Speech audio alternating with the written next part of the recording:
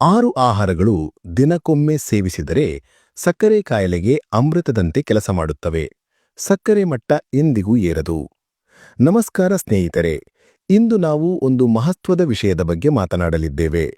ಇದರ ಬಗ್ಗೆ ವಿಶ್ವದಾದ್ಯಂತ ದೊಡ್ಡ ತಪ್ಪು ಕಲ್ಪನೆಯೊಂದು ಹರಡಿದೆ.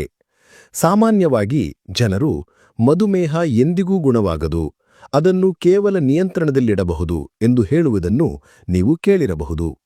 ಆದರೆ ಸ್ನೇಹಿತರೆ, ಈ ಧಾರಣೆ ಸಂಪೂರ್ಣವಾಗಿ ತಪ್ಪಾಗಿದೆ. ನನ್ನ ಕಣ್ಣೆದುರಿಗೆ ಎಷ್ಟೋ ಜನರ ಮಧುಮೇಹ ಸಂಪೂರ್ಣವಾಗಿ ಗುಣವಾಗಿರುವುದನ್ನು ನಾನು ಕಂಡಿದ್ದೇನೆ. ಅವರ ಎಲ್ಲ ಔಷಧಿಗಳು ನಿಂತಿವೆ ಮತ್ತು ಡಾಕ್ಟರ್ಗಳೇ ಅವರು ಈಗ ಸಂಪೂರ್ಣವಾಗಿ ಆರೋಗ್ಯವಾಗಿದ್ದಾರೆ ಎಂದು ಹೇಳಿದ್ದಾರೆ.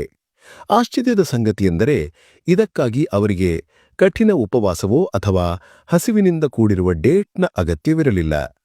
ಕೇವಲ ಆಹಾರ ಕ್ರಮದಲ್ಲಿ ಕೆಲವು ಬದಲಾವಣೆಗಳನ್ನು ಮಾಡಿದರಷ್ಟೇ ಸಾಕು. 3-4 ತಿಂಗಳುಗಳಲ್ಲಿ ಮಧುಮೇಹಕ್ಕೆ ವಿದಾಯ ಹೇಳಿದರು.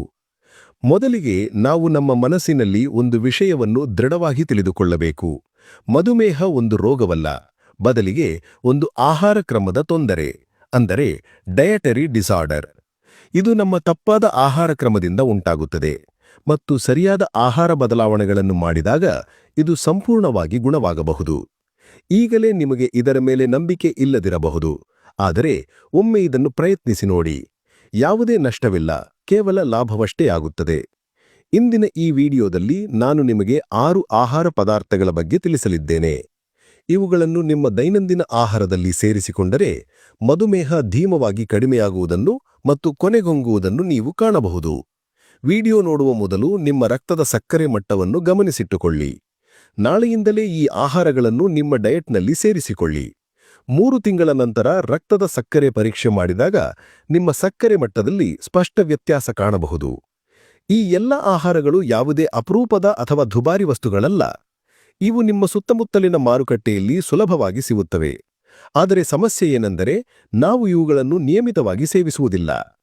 ಈ ಋತು ಇವುಗಳನ್ನು ತಿನ್ನಲು ಉತ್ತಮ ಸಮಯ, ಏಕೆಂದರೆ ಇವುಗಳಲ್ಲಿ ಹೆಚ್ಚಿನವು ಈ ಋತುವಿನಲ್ಲಿ ಮಾರುಕಟ್ಟೆಯಲ್ಲಿ ಸುಲಭವಾಗಿ ದೊರೆಯುತ್ತವೆ. ಹಾಗಾದರೆ ತಡವಾಡದೆ ಮಧುಮೇಹವನ್ನು ಮೂಲದಿಂದ ಕಿತ್ತೊಡೆಯುವ ಪ್ರಯಾಣವನ್ನು ಪ್ರಾರಂಭಿಸೋಣ. ಮೊದಲ ಸೂಪರ್ಫುಡ್ ಕುಂಬಳಕಾಯಿ. ಬೇಸಿಗೆಯ ಈ ವಿಶೇಷ ತರಕಾರಿ ಮಧುಮೇಹ ರೋಗಿಗಳಿಗೆ ವರದಾನದಂತಿದೆ. ಇದಕ್ಕೆ 4 ಮುಖ್ಯ ಕಾರಣಗಳಿವೆ. ಪ್ರಾಕೃತಿಕ ಸಂಯುಕ್ತಗಳು. ಕುಂಬಳಕಾಯಿಯಲ್ಲಿ ಕೆಲವು ವಿಶೇಷ ಪ್ರಾಕೃತಿಕ ಸಂಯುಕ್ತಗಳಿವೆ. ಇವು ರಕ್ತದ ಸಕ್ಕರೆ ಮಟ್ಟವನ್ನು ಸಹಜವಾಗಿ ಕಡಿಮೆ ಮಾಡುತ್ತದೆ. 2009ರ ಅಧ್ಯಯನದಲ್ಲಿ ಕುಂಬಳಕಾಯಿಯಲ್ಲಿ ಟ್ರಾಗಸಿಡ್ ಎಂಬ ತತ್ವವಿದೆ ಎಂದು ಕಂಡುಬಂದಿದೆ. ಇದು ಮಧುಮೇಹದ ಮೂಲ ಕಾರಣವಾದ ಇನ್ಸುಲಿನ್ ರೆಸಿಸ್ಟೆನ್ಸ್ ಅನ್ನು ಸರಿಪಡಿಸುತ್ತದೆ. ಇನ್ಸುಲಿನ್ ರೆಸಿಸ್ಟೆನ್ಸ್ ಕಡಿಮೆಯಾದಾಗ ರಕ್ತದ ಸಕ್ಕರೆ ಸಹಜವಾಗಿ ಸಾಮಾನ್ಯವಾಗುತ್ತದೆ. ಮೆಂಥ್ಯ ಬೀಜ. ಕುಂಬಳಕಾಯಿಯ ತರಕಾರಿಯಲ್ಲಿ ಸಾಮಾನ್ಯವಾಗಿ ಬಳಸುವ ಮಸಾಲೆ ಎಂದರೆ ಮೆಂಥ್ಯ ಬೀಜ. ಮೆಂಥ್ಯ ಬೀಜ ಮಧುಮೇಹಕ್ಕೆ ಔಷಧದಂತೆ ಕೆಲಸ ಮಾಡುತ್ತದೆ. ಒಬ್ಬ ವ್ಯಕ್ತಿ ರಾತ್ರಿ 1 ಚಮಚ ಮೆಂಥ್ಯ ಬೀಜವನ್ನು ನೀರಿನಲ್ಲಿ ನೆನೆಸಿಟ್ಟು ಬೆಳಗ್ಗೆ ತಿಂಡಿಗೆ ಮೊದಲು ಆ ನೀರು ಸಹಿತ ಸೇವಿಸಿದರೆ ಕೆಲವೇ ದಿನಗಳಲ್ಲಿ ರಕ್ತದ ಸಕ್ಕರೆ ಮಟ್ಟ ಕಡಿಮೆಯಾಗುತ್ತದೆ. ಕುಂಬಳಕಾಯಿಯ ತರಕಾರಿಯಲ್ಲಿ ಮೆಂಥ್ಯ ಬೀಜವನ್ನು ಹಾಕಲೇಬೇಕಾದದ್ದರಿಂದ ಇದರ ಸೇವನೆಯಿಂದ ಈ ಲಾಭವು ಸಿಗುತ್ತದೆ. ಕುಂಬಳಕಾಯಿಯ ಬೀಜ. ತರಕಾರಿ ತಯಾರಿಸುವಾಗ ಈ ಬೀಜಗಳನ್ನು ಎಂದಿಗೂ ಎಸೆಯಬೇಡಿ. ಇವು ಪಂಪ್ಕಿನ್ ಸೀಡ್ಸ್ ಎಂದು ಕರೆಯಲ್ಪಡುತ್ತವೆ ಮತ್ತು ಇವರ ಲಾಭಗಳು ಅಸಂಖ್ಯ. 2018ರ ಅಧ್ಯಯನದಲ್ಲಿ ತಮ್ಮ ಆಹಾರದಲ್ಲಿ ಪಂಪ್ಕಿನ್ ಸೀಡ್ ಸೇರಿಸಿಕೊಂಡವರ ಊಟದ ನಂತರದ ರಕ್ತದ ಸಕ್ಕರೆ ಮಟ್ಟವು ಸುಮಾರು 35% ಕಡಿಮೆಯಾಗಿದೆ ಎಂದು ಕಂಡುಬಂದಿದೆ.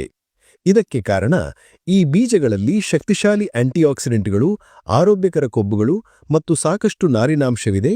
ಇವು ರಕ್ತದ ಸಕ್ಕರೆಯನ್ನು ಸ್ಥಿರವಾಗಿಡಲು ಸಹಾಯ ಮಾಡುತ್ತವೆ. ಹಸಿರು ಕುಂಬಳಕಾಯಿ.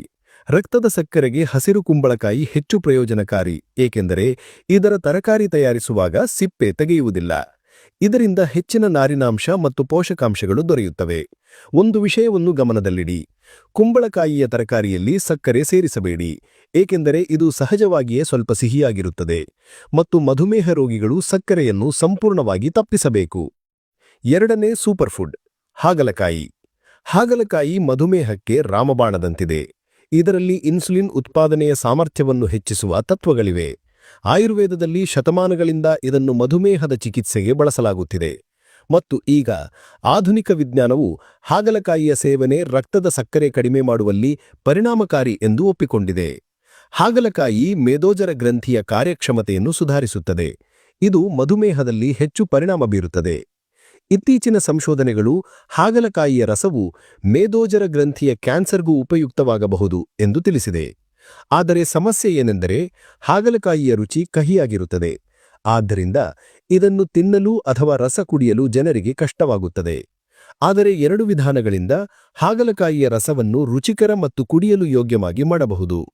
ಮೊದಲ ವಿಧಾನ: ಒಂದು ಹಾಗಲಕಾಯಿಯನ್ನು ಚಿಕ್ಕ ತುಂಡುಗಳಾಗಿ ಕತ್ತರಿಸಿ, 1 ಗ್ಲಾಸ್ ನೀರಿಗೆ ಸ್ವಲ್ಪ ಶುಂಠಿ ಸೇರಿಸಿ ಮಿಕ್ಸಿಯಲ್ಲಿ ರುಬ್ಬಿ, ಆ ನಂತರ 1 ಚಮಚ ಸೈಂಧವ ಲವಣ ಅಥವಾ ಕಾಳುಮೆಣಸಿನ ಉಪ್ಪು ಸೇರಿಸಿ 1 ನಿಂಬೆ ರಸವನ್ನು ಹಿಂಡಿ ಚೆನ್ನಾಗಿ ಮಿಶ್ರ ಮಾಡಿ.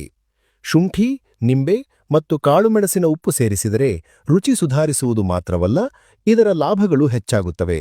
ಎರಡನೇ ವಿಧಾನ: ಹಾಗಲಕಾಯಿಯನ್ನು ಸೋರೆಕಾಯಿಯೊಂದಿಗೆ ಮಿಶ್ರ ಮಾಡಿ ರಸ ತಯಾರಿಸಿ.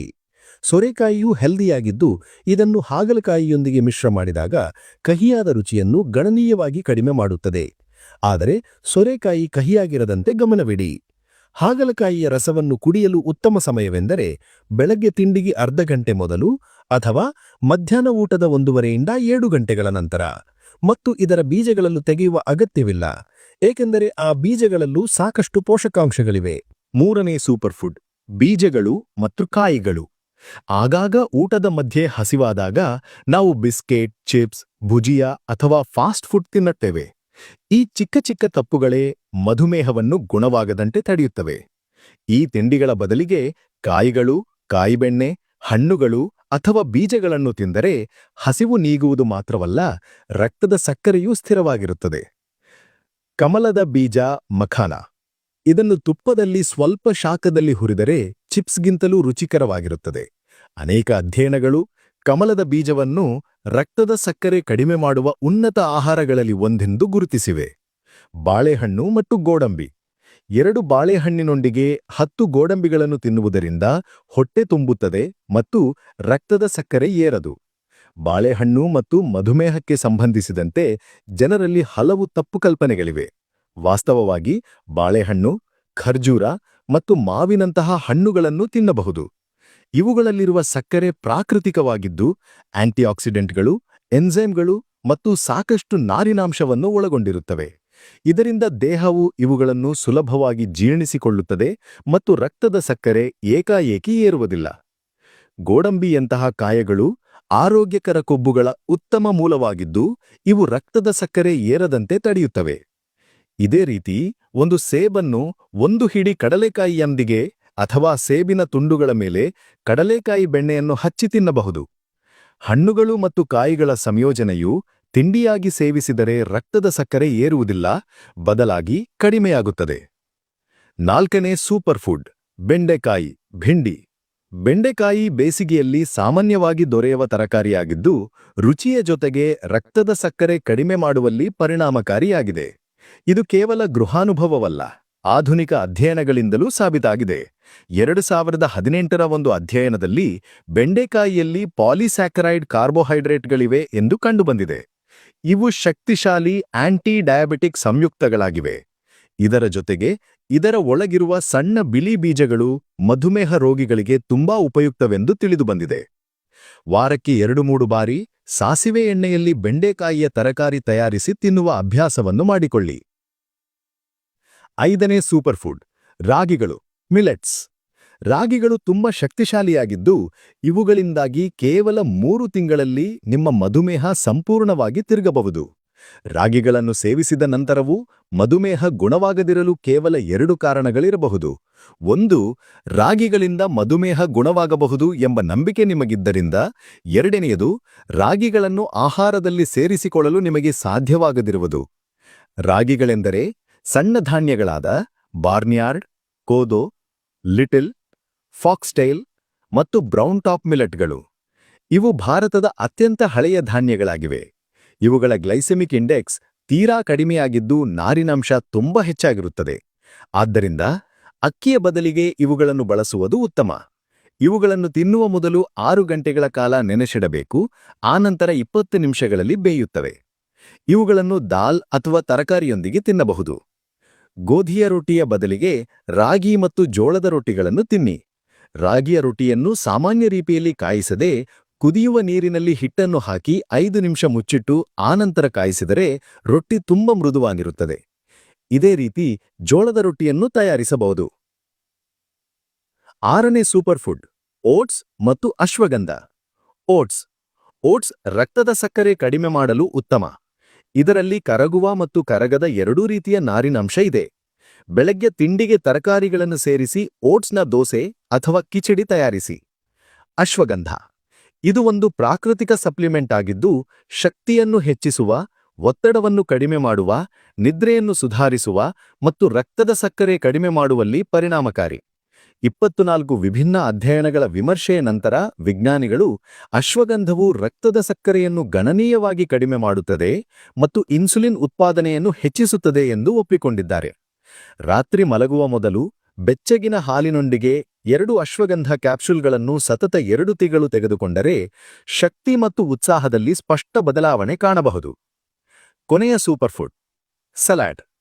ಊಟಕ್ಕೆ ಮೊದಲು ಒಂದು ತಟ್ಟೆ ಸಲಾಡ್ ತಿನ್ನುವ ಅಭ್ಯಾಸವನ್ನು ಮಾಡಿಕೊಂಡರೆ ನಿಮ್ಮ ರಕ್ತದ ಸಕ್ಕರೆ 47% ಕಡಿಮೆಯಾಗಬಹುದು.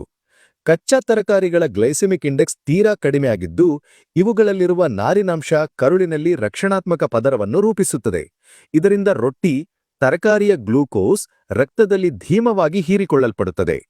ಮಧ್ಯಾಹ್ನ ಸೌತೆಕಾಯಿ, ಕಕ್ಕೆ, ಎಲೆಕೋಸಿನ ಸಲಾಡ್ಗೆ ನಿಂಬೆ, ಉಪ್ಪು, ಕಾಳುಮೆಣಸು ಸೇರಿಸಿ ತಿನ್ನಿ.